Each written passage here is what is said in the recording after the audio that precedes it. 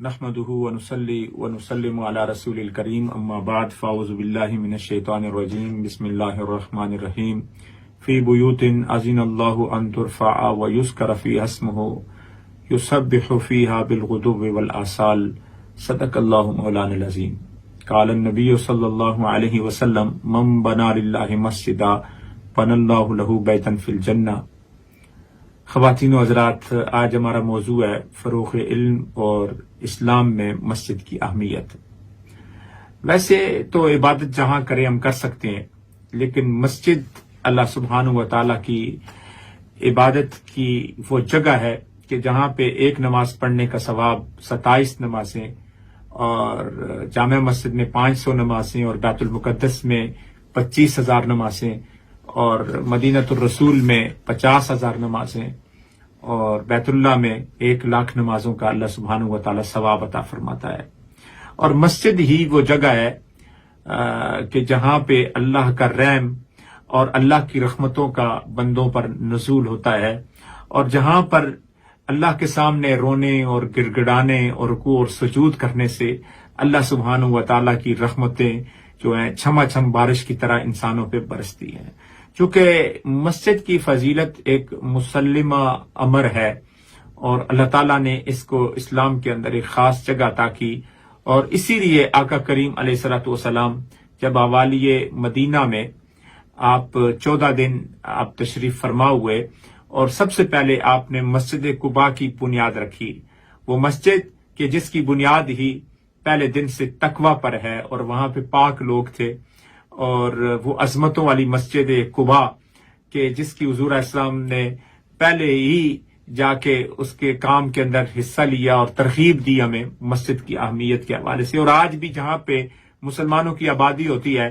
تو وہاں سب سے پہلے مسجد کے بارے میں ہی سوچا جاتا ہے کہ ہم نے یہاں پہ ایک مسجد انشاءاللہ بنانی ہے، اور مسجد جب شروع ہو جاتی ہے تو اللہ غیب کے خزانوں سے اللہ تعالیٰ مدد فرماتے ہیں۔ اور پھر آقا کریم صلی اللہ علیہ وآلہ وسلم 14 دن کے بعد ابو ایوب انصاری رضی اللہ تعالیٰ عنہ کے گھر تشریف لے گئے، اور وہاں پہ قیام فرمایا، جو حالانکہ آپ کا اپنا ہی گھر تھا۔ اور حضرت ابو ایوب انصاری کے گھر میں پہنچنے کے بعد آپ نے فرمایا کہ یہاں پہ ایک مسجد بنانی ہے، اور پھر 2 یتیم بچے تھے، اور کہا اے بنو نجار میں تمہیں قیمت دوں گا، تو انہوں نے کہا ہم اللہ سے قیمت لیں گے، آپ سے نہیں لیں گے۔ پھر مسجد نبوی شریف کی تعمیر شروع ہوتی ہے کہ جو کچی اینٹیں تھیں اور پتھر اور کھجور کے درخت کے وہ پلر، وہ ستون تھے، اور اس کے پتوں سے چھت بنائی گئی تھی۔ وہ مسجد بڑی عظمتوں اور برکتوں والی مسجد کہ جہاں پہ شاہ پر جبریل بھی لگے، اور جہاں پہ وحی کا نزول بھی ہوا، اور وہاں پہ ڈیفرنٹ ڈیلیگیشنز بھی آئے،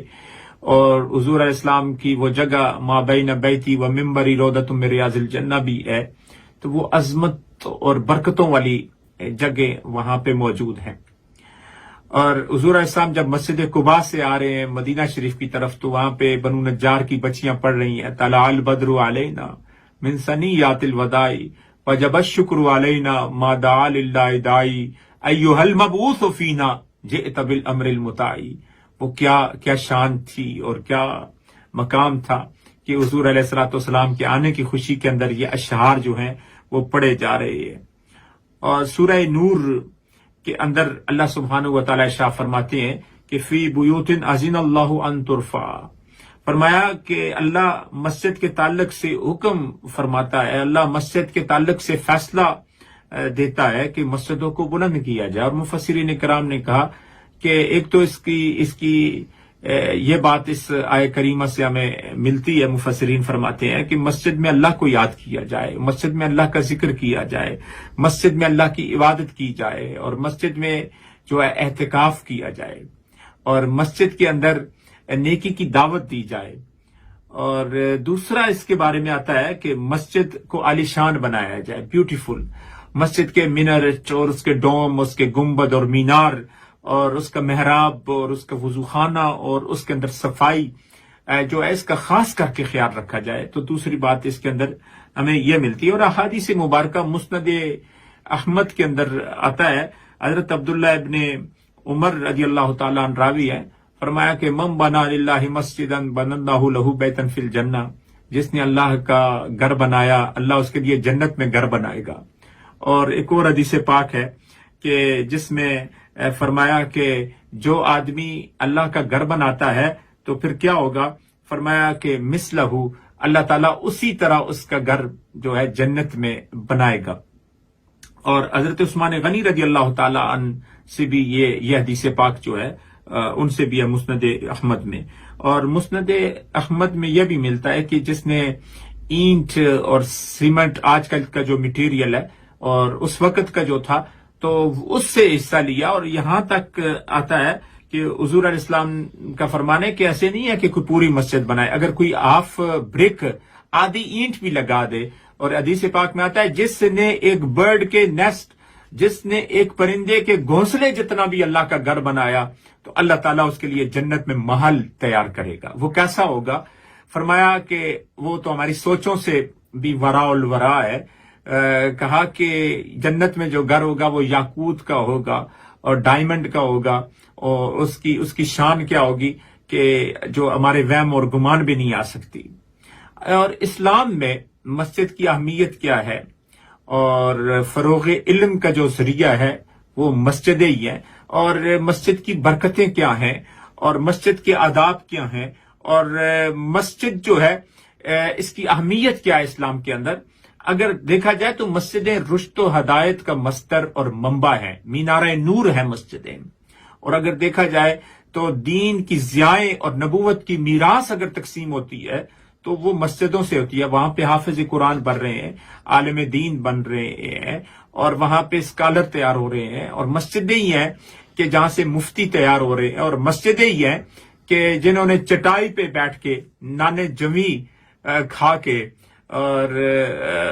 خشک ٹکڑے کھا کے انہوں نے دنیا پر حکومتیں کی ہیں پھر، اور اللہ تعالیٰ نے ان کو وہ مقام عطا کیا کہ دنیا کے بڑے بڑے لوگ ان کے پاس پھر آ کے حاضری دیتے ہیں کہ انہوں نے وہ رب کے ہو گئے، اور رب نے پوری مخلوق کو ان کا کر دیا۔ انہوں نے اللہ کے لیے تواضع کی تو اللہ تعالیٰ نے ان کو سر بلند کر دیا، اور اللہ تعالیٰ نے کرم فرما دیا۔ مسجدیں ہی ہے جس سے درس شروع ہوتا ہے، اور حضور اکرم صلی اللہ علیہ وسلم کی 23 سالہ جو نبوت کی ظاہری زندگی ہے، حالانکہ آپ تو پیدا ہونے سے پہلے اللہ کے نبی ہے، فرمایا لولاک لما خلقت الافلاک، اے محبوب اگر آپ کو پیدا نہ کرتا تو اس کائنات کو پیدا نہ کرتا، زمین اور آسمان اور اس میں جو کچھ ہے مافیا، وہ سب کچھ میں نے محبوب آپ کی خاطر جو ہے بنایا ہے۔ اور حضور اکرم صلی اللہ علیہ وسلم کی زندگی تو مسجد کے ساتھ ہی وابستہ رہی۔ مدنی زندگی دیکھیں، مکی آپ کا دور مبارک دیکھیں تو مسجد کے ساتھ ہی آپ کا ایک خاص تعلق رہا ہے۔ تو جہاں پہ مسجدیں بن جاتی ہیں وہ جگہ سب سے افضل ہو جاتی ہے، اور وہ جس نے مسجد بنائی تو قیامت تک اس کو ثواب جو ہے اس کا مرنے کے بعد بھی انسان کو ملتا رہتا ہے۔ اور آج بھی حدیث پاک میں آتا ہے کہ جو آدمی مسجد میں زیادہ آئے جائے، مثلا 5 نمازوں کے لیے آئے اور جمعے کے لیے آئے اور نماز تراویح کے لیے آئے اور نماز جنازہ کے لیے آئے، کسی معاملے میں بھی وہ جب مسجد میں آتا ہے تو بس اس کے ایمان کی گواہی دو۔ حضور صاحب نے فرمایا کہ وہ آدمی جو ہے وہ ایمان والا ہے، وہ جنتی ہے وہ آدمی، یہ حضور علیہ الصلوۃ والسلام نے بتایا۔ تو یہ پیرامیٹر اور انڈیکیٹر ہمیں یہ پتہ چلتی ہے کہ مسجدیں ہی اللہ کا گھر ہے، اور اللہ کے گھر کو ایمان والے ہی بناتے ہیں، اور جو نماز کو قائم کرتے ہیں اور زکوٰۃ دیتے ہیں اور اللہ کے سوا کسی سے نہیں کرتے۔ تو اللہ تعالیٰ نے قرآن پاک میں ارشاد فرما دیا۔ تو اسلام کو پھیلانے کے لیے مساجد کا ہونا بہت زیادہ ضروری ہے۔ آپ برمنگھم کے اندر آج اباؤٹ 200 چھوٹی بڑی مسجدیں سینٹرز ہیں۔ تو اس سے پہلے جو 60s میں اور 70 میں لوگ یہاں پہ آئے تھے تو آپ ذرا دیکھیں کہ وہ جگہ بک کرتے تھے، اور نماز عید کے لیے، جنازے کے لیے، اور حلال چیزوں کا ملنا ایک محال تھا، یہاں پہ مشکل کام تھا۔ لیکن آج الحمدللہ اتنی مساجد ہیں کہ کئی جگہوں پہ تو دن کی اذان جو ہے وہ بھی یہ انہوں نے الاؤ کیا کہ وہ دن کی زور اور عصر کی اذان جو ہے وہ آپ جو ہے اسپیکر کے اندر آپ دے سکتے ہیں۔ اور آج کل گھروں میں ریڈیو سسٹم لگا ہوا ہے 2 مائلز ریڈیس پہ، تو وہاں پہ مسجد کے جتنے دروس ہیں وہ گھروں کے اندر الحمدللہ سنے جا رہے ہیں۔ اور اسلام کا جو جذبہ یہاں کے نوجوانوں میں اور بچیوں میں ہے اور جو چہرے پہ سنت رسول سجائی ہوئی، سر پہ امامے رکھے ہوئے ہیں، تو آپ یقین کریں کہ جو بہاریں ہمیں یو کے اندر، برمنگم کے اندر، برطانیہ کے اندر، یورپ کے اندر، امریکہ کے اندر ہمیں نظر آتی ہیں، تو بندہ حیران ہو جاتا ہے. اور کیوں نہ ہو کہ اللہ تعالیٰ نے وعدہ کیا ہے کہ اس دین کو وہ پورا کرے گا، اور چاہے لوگ اس کو ختم کرنے کی کوشش کریں غیر مسلم، لیکن اللہ تعالیٰ اپنے اس دین کو مکمل کر کے رہے گا. تو یہ مسجد ہی ہے کہ ان کو حضرت عائشہ صدیقہ رضی اللہ تعالی عنہا ام المومنین فرماتی ہیں کہ حضور علیہ الصلوۃ والسلام نے فرمایا کہ گھروں میں مساجد کی تعمیر کرو اور انہیں پاک اور صاف رکھا جائے. اور اسی طریقے سے حدیث پاک میں آتا ہے کہ جب مسجد شریف بنائی جا رہی ہے مدینۃ الرسول میں، تو حضور علیہ الصلوۃ والسلام اور صحابہ کرام گارا کوئی اٹھا کے لا رہا ہے، کوئی پتھر، اور کوئی جو ہے وہ تنے اٹھا کے لا رہا ہے، اور یہ اشعار پڑے جا رہے ہیں کہ اللہم لا خیر الا خیر الاخرہ، اللہم لا خیر الا خیر الاخرہ فاغفر الانصار والمہاجرہ، کہ کوئی بلائی اور کوئی خیر اور کوئی ثواب نہیں لیکن آخرت کا ہی. اور فرمایا کہ اللہ بخش دے مہاجرین کو اور انصار صحابہ کو. حضور علیہ السلام یہ اشعار جو ہیں وہ پڑھ رہے تھے. اور پھر اگر مسجد کے حوالے سے آپ دیکھیں تو حضرت عمر بن خطاب رضی اللہ تعالی عنہ سے روایت ہے کہ حضور علیہ السلام نے فرمایا جس نے مسجد بنائی اللہ کے ذکر کے لیے، جس نے مسجد بنائی کہ لوگ آ کے اللہ کا ذکر کریں، عبادت کریں، قرآن کی تلاوت کریں، اور اپنے من کو رب کے ساتھ لگا لیں، اور اس لوگ کو گنبد خضرا کے ساتھ حضور علیہ الصلوۃ والسلام جو اللہ کی بارگاہ سے قرآن لے کے آئے اور آپ کی مبارک زندگی اور آپ کی احادیث مبارکہ ہے، تو پھر فرمایا کہ اللہ اس کے لیے جنت میں گھر تیار کرتے ہیں، پھر اللہ تعالیٰ اس پہ کرم کرتے ہیں اور فضل فرماتے ہیں. لیکن یاد رکھو کہ قرآن پاک کے اندر آتا ہے کہ وہ شخص بڑا ظالم ہے جو اللہ کے ذکر سے مسجد میں آنے سے لوگوں کو روکتا ہے، وہ بڑا ظالم ہے. لیکن وہ شخص بڑا خوش قسمت ہے کہ جو لوگوں کو بلا کے لاتا ہے، ہر آدمی کے پاس جاتا ہے اور ان کو جب بلا کے لاتا ہے. تو آج ایک ایسی سوسائٹی جہاں پہ ہم نے کوشش کرنی ہے تیار ہو، اور الحمدللہ بہت ساری ہماری تنظیمیں وہ کام کر رہی ہیں اس پہ، اور کہ لوگوں کو وہ عبادت کے لیے بلا رہے ہیں. اور جب بلاتے ہیں تو الحمدللہ نوجوان آ کے وہ داڑیاں بھی رکھ رہے ہیں، امامے بھی پہن رہے ہیں، حضور اسلام کی سنتوں پہ بھی عمل کر رہے ہیں. تو ہم ہر آدمی مبلغ ہے اور اس کا کام ہے کہ لوگوں کو وہ بلا کے لائے. یاد رکھیں اللہ کے ہاں اخلاص کو دیکھا جاتا ہے، ریاکاری کو نہیں دیکھا جاتا. اور جیسے قرآن پاک میں آتا ہے لن ینال اللہ لحومها ولا دماؤها ولکن ینالہ التقوی منکم، کہ ہرگز اللہ کو نہ قربانی کا گوشت اور خون اور کھال اور کسی چیز کی ضرورت نہیں ہے، بلکہ اللہ کو تمہارے دل میں جو تقوی ہے اور اللہ کا خوف ہے اور اللہ کی رضا ہے، اللہ کی بارگاہ میں تو وہی پہنچتی ہے. اور جو آدمی کام کر کے کہے نہیں میرا نام ہو، تو اس کا تو سارا عمل ضائع ہو جاتا ہے. تو ہم نے جو کچھ کرنا ہے اللہ کی رضا کے لیے کرنا ہے. اور آج یاد رکھو ہر آدمی کہتا ہے مالی، میرا مال، میری گاڑی، میرا گھر، میرا بزنس. انسان کہتا ہے تو حضور علیہ السلام نے فرمایا یہ تیرا کچھ نہیں ہے، تیرا تو وہی ہے جو تو نے کھایا اور ہضم کر لیا، اور فرمایا جو تو نے کپڑا پہنا اور پرانا کر لیا، اور جو تو نے صدقہ کر کے آگے یعنی مرنے کے بعد کی زندگی کے لیے بھیج دیا، وہ تمہارا ہے، اس سے ہٹ کے تمہارا کچھ بھی نہیں ہے. اور ابن ماجہ میں ابو ہریرہ رضی اللہ تعالیٰ عنہ راوی ہے، وہ فرماتے ہیں کہ مرنے کے بعد بھی اعمال کا ثواب انسان کو ملتا رہتا ہے. ان میں کچھ چیزیں جیسے علم ہے، تو علم جب انسان پڑھتا ہے، پڑھاتا ہے، اس کے اسٹوڈنٹس آگے اسٹوڈنٹ بنتے ہیں، تو اس کو یہ ثواب مرنے کے بعد بھی یہ ٹرانسفر ہوتا رہتا ہے. اور دوسری چیز فرمایا نیک اولاد، اگر اولاد نیک ہے تو مرنے کے بعد بھی اس کا ثواب میت کو وہ قبر کے اندر پہنچتا رہتا ہے. اگر وہ ڈرگ میں لگی ہوئی ہے اور برائی میں لگی ہوئی ہے اور لوگوں کے گھر اجاڑنے میں لگی ہوئی ہے، چوری اور ڈکیتی میں لگی ہوئی ہے، تو پھر اس کے والد کو، والدین کو قبر کے اندر عذاب ہوتا ہے. اگر نیک کام کرتے ہیں تو وہ خوش ہوتے ہیں، اور اگر برا کرتے ہیں تو وہ ان کو بڑی تکلیف ہوتی ہے. اور قرآن کا جو تعلیم ہے قرآن کی، اس کا ثواب بھی انسان کو ملتا رہتا ہے. اور مسجد کی تعمیر یا کسی نے مسجد بنائی تو مرنے کے بعد یہ سلسلہ چلتا رہے گا. اور مسافروں کے لیے رہائش، یعنی آپ نے جیسے سروسز ہیں یہاں پہ، تو جب کوئی آئے اور ان کے لیے وہاں پہ پناہ گاہیں آج کل جیسے پاکستان میں، تو اس کا ثواب بھی مرنے کے بعد جو ہے بندے کو ملتا رہتا ہے. جیسے ریور ہے، اگر پانی کا کنواں ہے اور لوگوں کو پانی پلایا جائے تو اس کا ثواب بھی مرنے کے بعد نبی علیہ السلام نے فرمایا پہنچتا رہتا ہے. اور زمانہ صحت میں انسان جب ہیلتھ اچھی ہے اس کی، تو اس ٹائم جو صدقہ کرتا ہے، آگے بیچتا ہے، تو یہ بھی اللہ تعالیٰ اس کو بڑھاتا ہے پھر، اور اس کو بہت زیادہ اجر اور ثواب ملتا ہے. تو سب سے پہلی چیز علم ہے، اور فروغ علم کا مسجد کے ساتھ ایک بڑا تعلق ہے. تو علم جو ہے، جب کوئی کتاب لکھتا ہے، بک لکھتا ہے، اور وہ امیزون پہ اور گوگل پہ موجود ہے،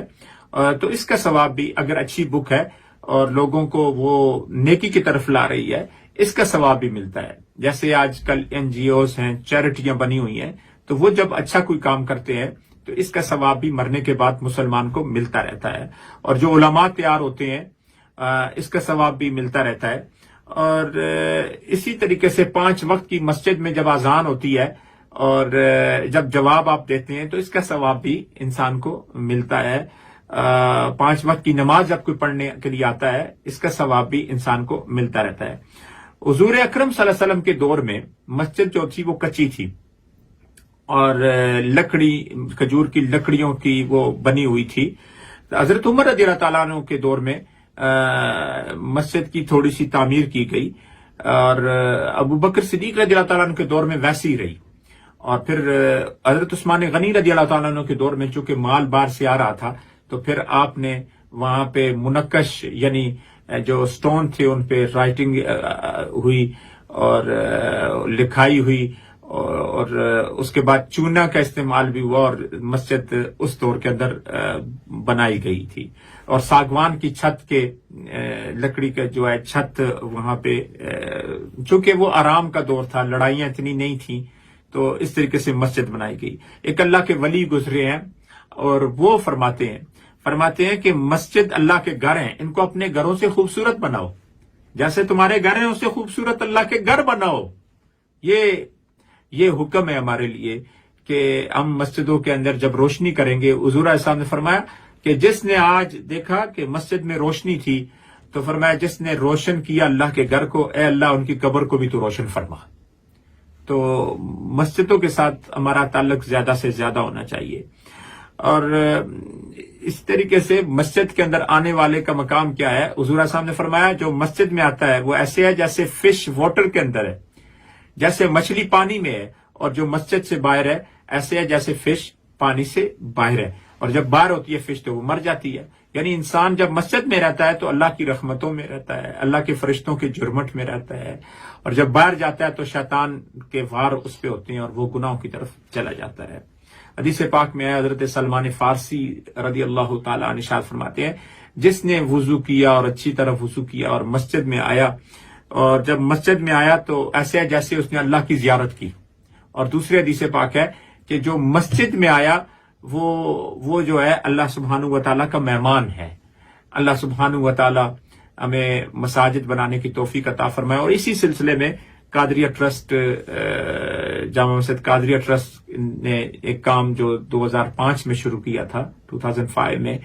الحمدللہ پھر اس کے بعد 10 سال لگے اور نئی مسجد کے لیے جگہ ملی. اور صرف مسجد ہی نہیں ہے بلکہ 6 سٹوری مسجد اور کمیونٹی سینٹر 4 سٹوری اور 4 سٹوری 500 گرلز کے لیے سکول، اور اس کے ساتھ بہت بڑی پارکنگ اور بہت کچھ جو ہے اس کے آئیں دست و بازو بنے. اور یہ مسجد جب بن جائے گی ہمارے مرنے کے بعد، یہ کمیونٹی سینٹر جس میں مسلمان ہی نہیں بلکہ اسلام کا صحیح چہرہ دیکھنے کے لیے غیر مسلم بھی آئیں گے اس کو دیکھنے کے لیے، اس کا ثواب پھر اللہ سبحانہ و تعالیٰ میں عطا کرے گا اور دار اسلام میں داخل ہوں گے. وما علینا الا البلاغ المبین.